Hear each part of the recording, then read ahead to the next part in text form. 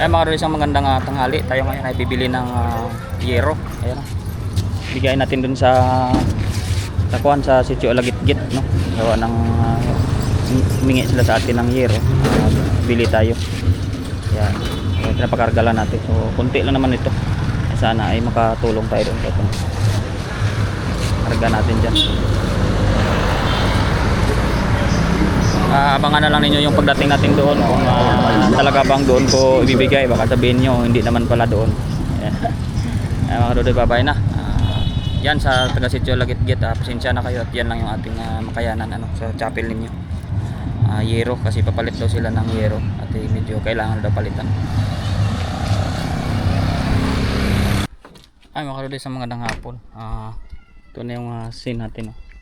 So i-area na natin dito, sa ibaba na natin dito sa chapel ng chapel ng Sitio Alagitgit. Ayan. So hanap lang tayo ng makatulong doon kasi akutin natin papunta doon. So ito na, ibaba na natin. Hanap lang tayo ng ayan. Hanap muna tayo ng katulong baba kasi mabigat-bigat to para may makausong sa atin papunta doon sa chapel. Ayan. Ay mga Rodoy, sa magandang maga. So mag-service tayo sa patay ngayon ng libing ng ating kamag-anak din. So yan yung karo doon, yung tawag sakyan galing sa kabila. Antayin na lang natin at tayo ay magkuhan muna, mag-service ng ating sakyan. Punta rin doon sila. Yan, lalabas na. Yan. Una na yung mga tagakuha ng bulak-bulak. So may andan yan. So susundan na lang natin. So 8 AM yung misa sa bayan. So antayin na lang natin. Ay mga isang magandang umaga mga karudoy. Ito ngayon natin tuyo. Tinatambakan ko kasi yung nakaraan pinaamag ng ang langaw ko. Tinatakpang ko. At tayo ngayon ay may pinapagawa-gawa dito. Maliit natin na project kasi tag-ulan na. Sayang, nagpabubong ako dito. Tingnan natin sa labas. Shout out pala kay Mamilo Castillo. Maraming salamat po Mamilo sa binibigay nyong star sa akin sa Facebook. Malaking bagay yan at natatanggap na natin yung mga binibigay ninyo sa Facebook kasi yung Facebook ko ay na rin yan, monetize na rin yan, so nag-earn na rin ng pera yan. Kung may bibigay kayo na star, talagang natatanggap ko yan siya. So thank you so much. At ito yung ating mga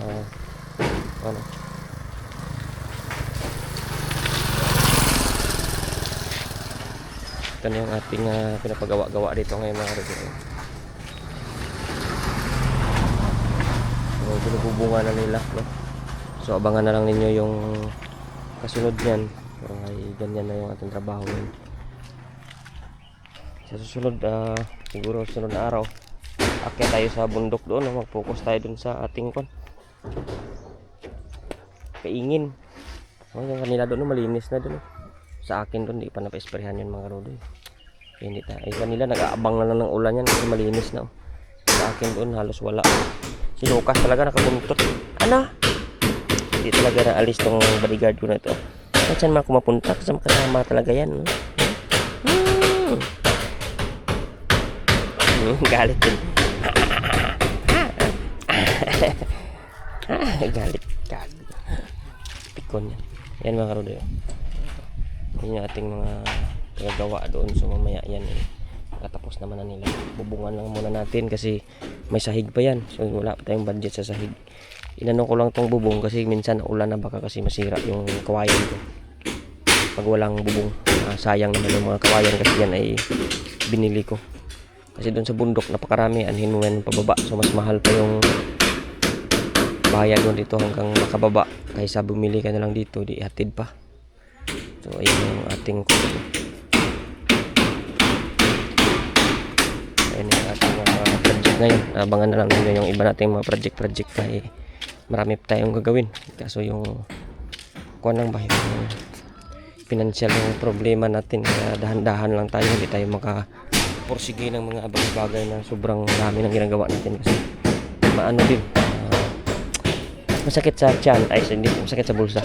Ayan mga karudoy, kaya na muna at update ko lang kayo sa mga ganap-ganap. Marami pa tayong mga ibang gagawin. Sa susunod, tatapusin na natin yung palaisdaan natin doon, yung pispan ko doon. sa linggo namin gawin yun. So i-upload na lang natin doon kung ilan tayo magtatrabaho doon. So maganda na mga karudoy, may bubong na. Ayan, magandang gabi mga karudoy. Tayo ngayon ay magmakyaw naman ng isda sa port. So ayan yung dala natin sakyan doon. Tapos mag-burger muna kami, 4 kami, 1, 2, 3, 4. Sama yung anak. Kain muna. So nang gutom mamaya ay tingnan na lang natin yung mga isda doon kung ano yung may uwi natin. Ngayon ay kain muna kami dito kasi walang mamaya mahal pagkain. Kaya mamaya kakape na lang kami doon. Dala natin sakyan natin. Nagpagas kami tapos ay kain tayo dito. Ngayon mga karudoy ay 10:30 na ng gabi. Ay may mga nagigiling na ng yelo gawa ng pasimula na dumaong yung mga isda, mga pambot. Kung mapapansin ninyo, mayroon na ditong dumaong na isa. Ayan o. Yung dumaong na yan. So isda na yung daladala niyan. Marami na pala. Ando na pala iba sa gilid o. Marami na pala mga karudoy na dumadaong. So ayan. Ganda ng panahon. Kaya mamaya marami na tong tao dito pag maya kunti. Kasi marami na palang daong dun o. So mamaya bubukas na yun dun yung pinakami ng palengke. Yan doon yung mga isda o. Ay deliver na. Galing sa mga pambot. Dami na o. Hanggang doon o, binababa na nila lahat-lahat dun sa likuran. Mamaya pag bubukas ng mga karudoy. So tingnan na lang ninyo yung mga isda mamaya kung ano ba yung mga masasarap. Yan, babay na muna. Tulog yung mga kasama. Madulas dito, madulas. Nagigiling na ng yelo dun o. Ako doon gumili na kami ni Momo. Isda o. Sama ko pinsang. Ano mo naman yan? Wala po. Suki po. Suki po.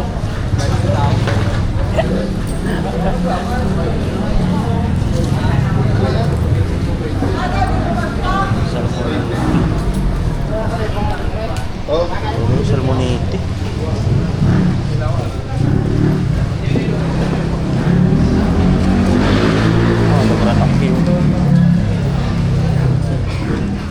Pating.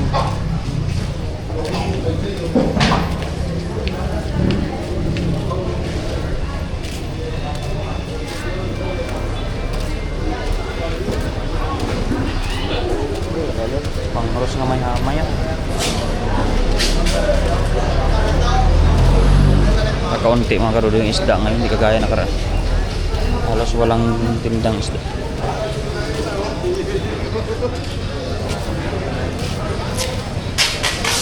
Dalinuan lang.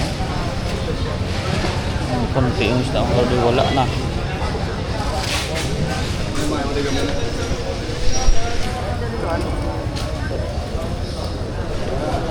Ay mga karudoy, halos walang isda, sobrang malang isda. Wala na lang itong tubig.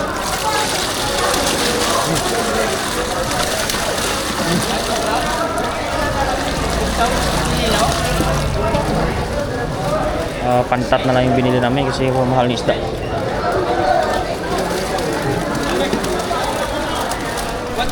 Kaya mga karudoy, magandang maga. Tapos kami bumili ng isda doon sa instansya.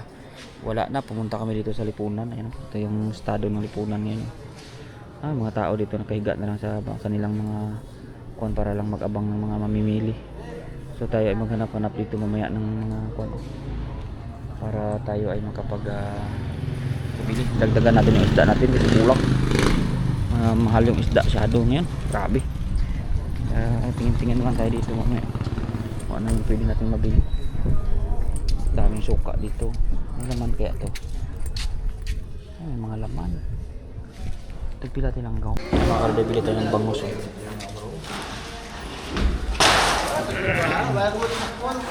tawo na ito na.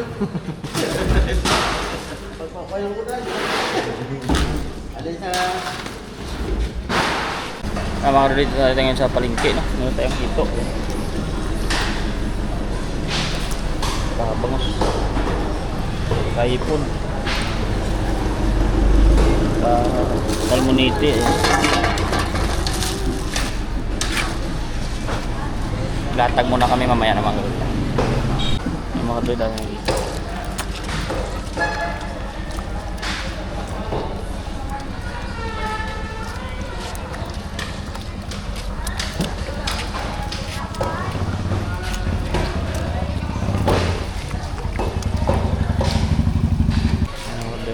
paninda.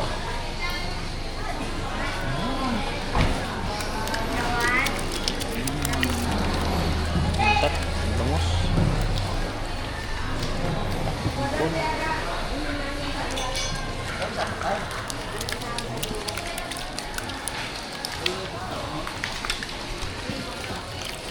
Ay mga kaduday, kami hukay na ng kuan. Wala kaming mga damit. Mga macho dancer. Pero mga taga hukay. Gi. Hukay. Kasi nabubutan na kami ng ulan. Grupo ka, chipkok ya. Grupo ka mga. Ay, wabali no. Tingala ko hindi ta na mag-intry ay. Hindi ta na mag-intry. Why tanda gali to. Madala to sa... Hindi lang sa pala ka. Sidaan yang... Yung mga tamatuod ba lang. Ano ko hindi na mag-aaral dito. Ay, tanda gali ka na dalaman. Mga siguro.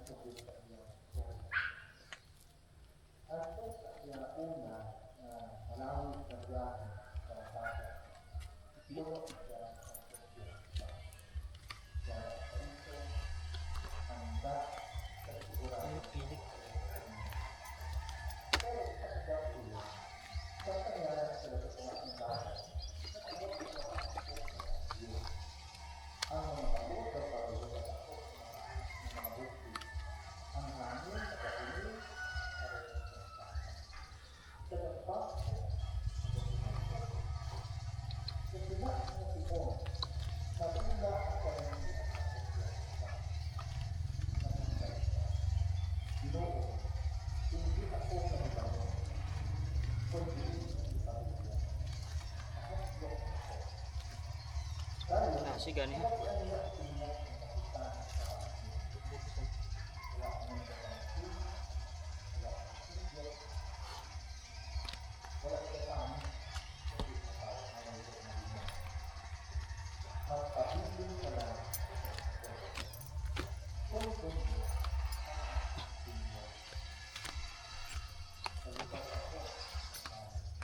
Kami dah ligat tu amo pa lang kano. Oo na. Ang daw kontak na ay jaha. Magsirap ka kaya nga nang para ma... Doon sama sa kanya ha. Ibugay. Pati ako.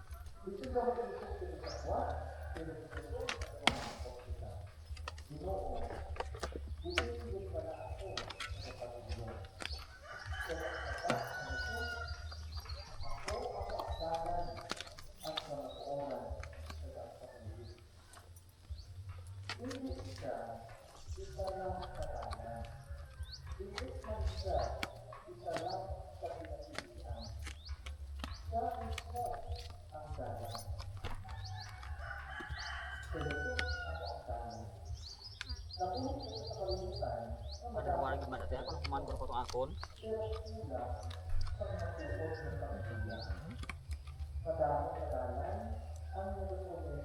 ko takon dili nang dito sa taon. Ang taga mo ba kayo masing nga doon tayo sa Sulod. ayun na gyud ayun. Sulod na. Kayo mo boy kontra ka anak bala. Ikaw bilang kandos mo ng timo malapad ito ano? Mga maiinit.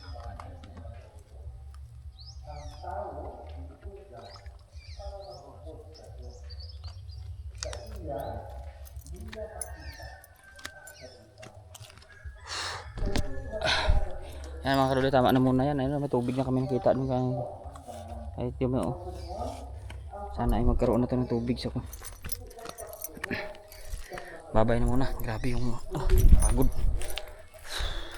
Ayun mga karuloy, ako ay bumalik pagkatapos ko galing doon sa pagkukay ng pispan. So, sa wakas naubos na yung hipon namin. Wala na. Doon na lang yung maraming natira, yung hito namin, saka yung bangus. Kunti na lang may yung isda doon sa kabila. So sa wakas na kabawasan din yung hipo. Kunti na lang. Yung hito medyo marami pa pero wala naman na dito sa sa lagayan. Ubus na. Ito na lang sila natira. Kunti na lang yan. 200 ang kilo. Ay mga karudoy, update ko na lang kayo sa ibang bagay kung matatapos na ba yung plaisdaan natin doon kasi umuulan na. Bye. So Duday, ito na yung update ng ating pahukay dito. Nagkukay pa kami. Pag mapansin mo, ito ay napakalalim na, no? Ito na yung gawa nila hanggang dun. Kaso dun di ko lang masyado pa pinaano na kasi medyo umaulan na. Kung sakasali naman na pwede na talaga ito. Iayusin na lang itong mga gilid niya, siksikin lupa. Pwede na yan Duday. Kung sakaling matubigan na talaga yan. Ito malalim to dito, may mga tubig na lumali, sumisinip hanggang dun. So tingnan natin, pero kung magtag-init pa, babalik ng mga 1 week na mainit, ito ay unti-unti pa na ko pa itong bawasin para gumanda-ganda palalo yung kuan niya, itsura niya. Ayan, ayan, ito na yung ating itsura ng pan. Ayan mga isang magandang hapon, kakagising ko lang, medyo pagod ako kagabi, gawa ng siyempre ang tulog. So ito na yung update sa gawa natin. Tingnan niyo dito, pinalaliman ko. Naka-elevate yan, medyo mababaw doon kasi umuulan-ulan na. Sabi ko sa kanila kung sakaling uulan na talaga ng tuluyan, importante may malalim na tayo dito para pag natubigan na pwede na talaga tayo magpakawala kung sakasakali hanggang dito. Pero pag hindi pa naman umulan, pag bumalik sa tag-init, ito babawasin ko ito itong ganyan, isang kwan pa. So babawasin ko yan.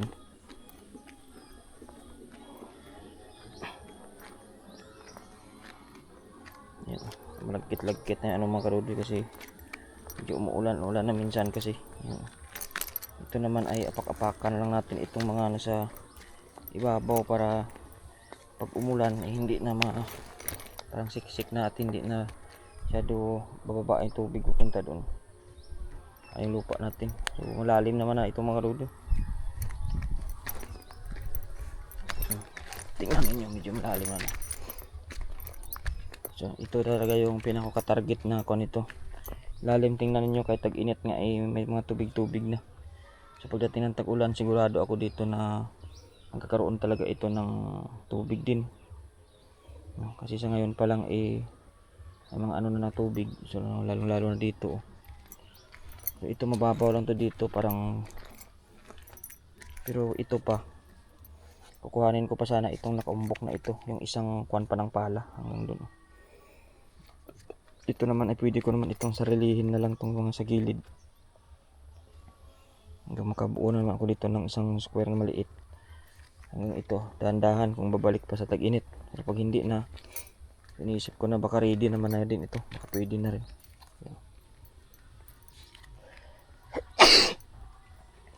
So malalim naman kasi na yan ito dito talaga. Lalo pag napuno ito ng tubig. Ayan mga kadudoy, babay na muna at abangan nyo na lang yung ganap natin dito kung kailan tayo makapagpakawala ng isda dito sakali may tubig.